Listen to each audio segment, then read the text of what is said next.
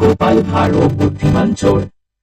একবার গোপাল ভাঁড়কে রাজা কৃষ্ণচন্দ্র জিজ্ঞাসা করলেন, গোপাল, চোর ধরার সবচেয়ে সহজ উপায় কি?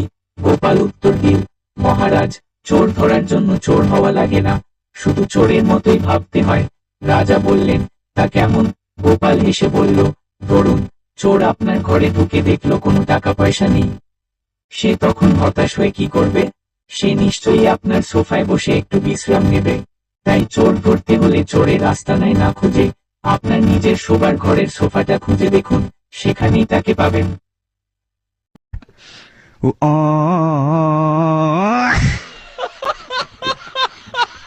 দুই, পরীক্ষার খাতায় মজার উত্তর।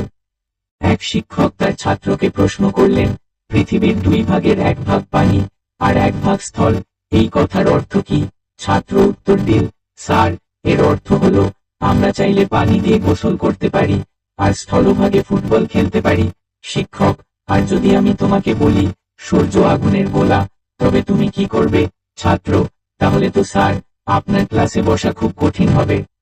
আগুনের তাপে আমি তো গলবি, আপনার ডাস্টারও গলে যাবে।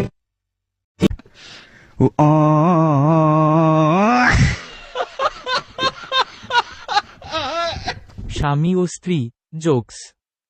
বউ, আচ্ছা, আমি যদি হারিয়ে যাই, তুমি কি আমাকে খুঁজে বের করবে? স্বামী, অবশ্যই করব। বউ, কেমন করে? স্বামী, সংবাদপত্রে তোমার নামে হারানো বিজ্ঞপ্তি দেব। বউ, কি লিখবে? স্বামী, লিখব, যে পাইবে সে রাখিবে।